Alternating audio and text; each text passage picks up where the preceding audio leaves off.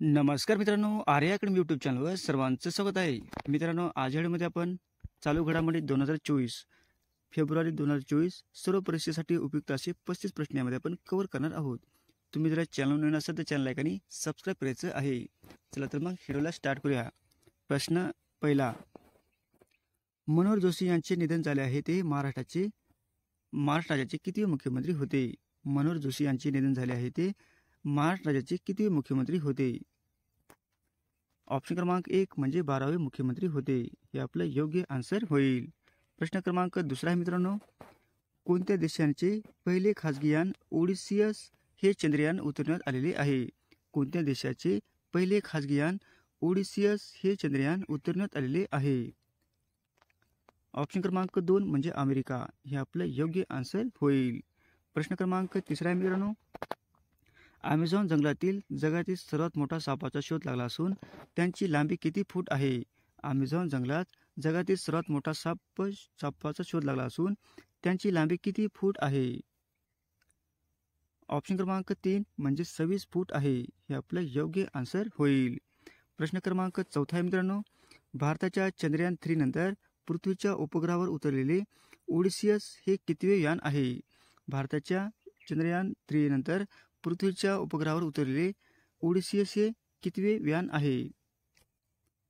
Option क्रमांक 3 म्हणजे दुसरे. हे आपलं योग्य आन्सर होईल. प्रश्न क्रमांक 5 आहे मित्रांनो, कसोटी क्रिकेटमध्ये इंग्लंड विरुद्ध 100 बळी घेणारा पहिला भारतीय गोलंदाज कोण ठरलेला आहे? कसोटी क्रिकेटमध्ये इंग्लंड विरुद्ध 100 बळी घेणारा पहिला भारतीय गोलंदाज कोण ठरलेला आहे? हा प्रश्न खूप इम्पॉर्टंट आहे मित्रांनो, याला तुम्ही नोट करून घेणे.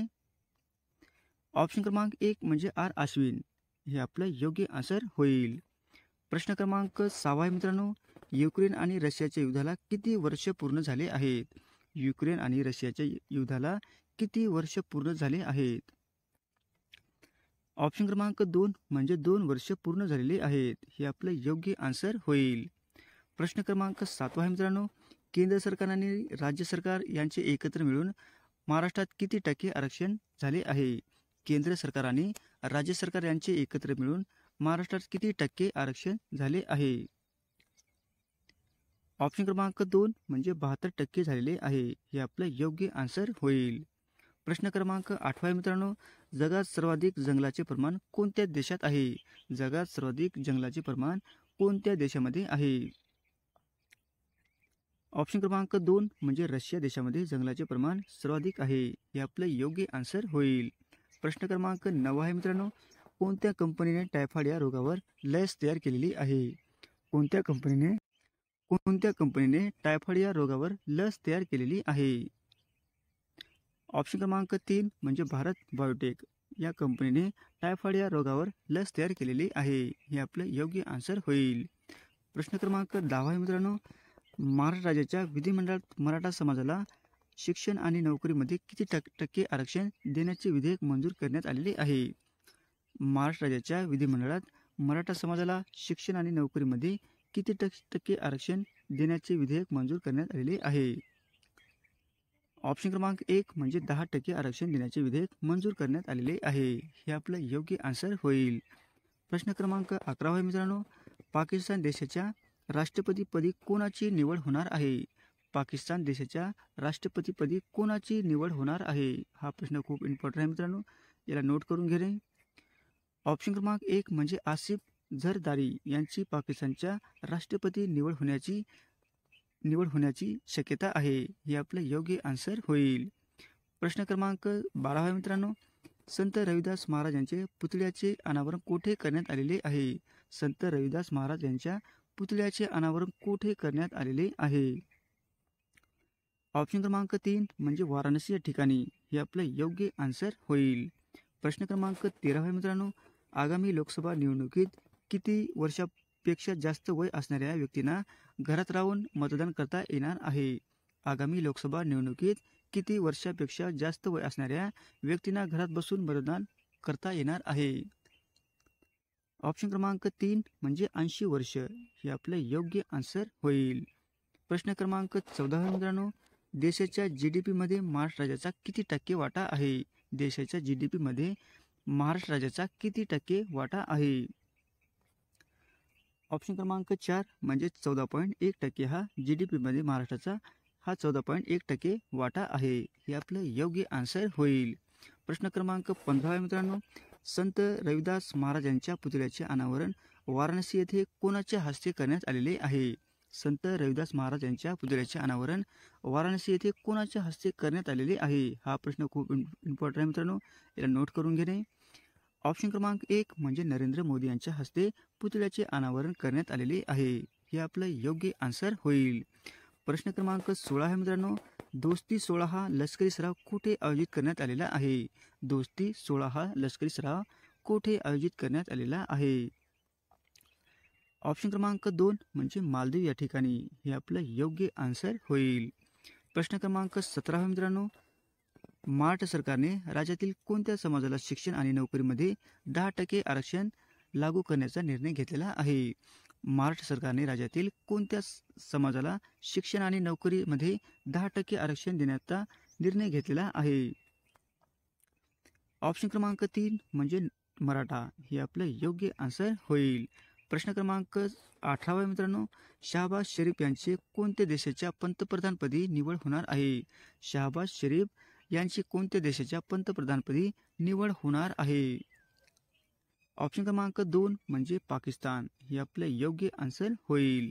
प्रश्न क्रमांक 19 मित्रांनो, भारत, श्रीलंका, मालदीव यांच्या कोणत्या लष्करी सराव आयोजित करण्यात आलेला आहे?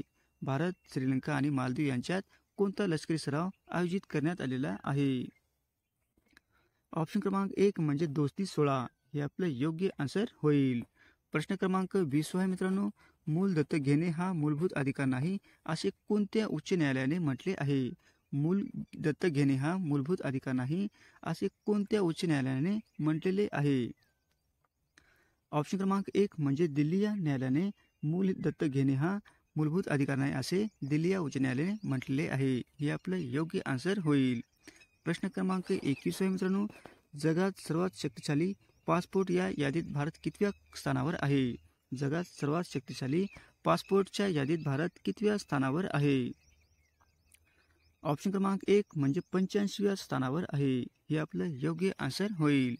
प्रश्न क्रमांक 22 आहे मित्रांनो, केंद्रीय उत्पादन शुल्क दिन कधी साजरा करण्यात येतो? केंद्रीय उत्पादन शुल्क दिन कधी साजरा करण्यात येतो? ऑप्शन क्रमांक 2 म्हणजे 24 फेब्रुवारी या दिवशी केंद्रीय उत्पादन शुल्क दिन साजरा करण्यात येतो. हे आपलं योग्य आन्सर होईल. प्रश्न क्रमांक 23 आहे मित्रांनो, कोणत्या राज्यात पहिल्या इलेक्ट्रॉनिक रेल्वेचे उद्घाटन करण्यात आलेले आहे? कोणत्या राज्यात पहिल्या इलेक्ट्रॉनिक रेल्वेचे उद्घाटन करण्यात आलेले आहे? ऑप्शन क्रमांक 4 म्हणजे जम्मू आणि काश्मीर. हे आपलं योग्य आन्सर होईल. प्रश्न क्रमांक 24 आहे मित्रांनो, आंतरराष्ट्रीय मातृभाषा दिन कधी साजरा करण्यात येतो? आंतरराष्ट्रीय मातृभाषा दिन कधी साजरा करण्यात येतो? ऑप्शन क्रमांक 4 म्हणजे 21 फेब्रुवारी दिवशी आंतरराष्ट्रीय मातृभाषा दिन साजरा करण्यात येतो. हे आपलं योग्य आन्सर होईल. प्रश्न क्रमांक 25 आहे मित्रांनो, मनोहर जोशी यांचे नुकते निधन झाले आहे. ते कोणत्या काळात महाराष्ट्र राज्याचे मुख्यमंत्री होते?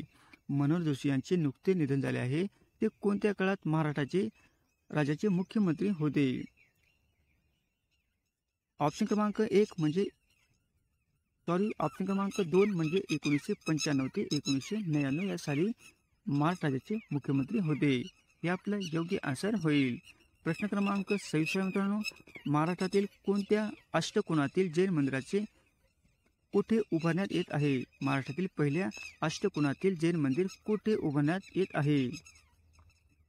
ऑप्शन क्रमांक 4 म्हणजे जामनेर. हे आपलं योग्य आन्सर होईल. प्रश्न क्रमांक 27 मित्रांनो, सरकारी शाळेतील विद्यार्थ्यांना आहार देण्यासाठी कोणत्या राज्य सरकारने शिरा भाग्य योजना सुरू केलेली आहे?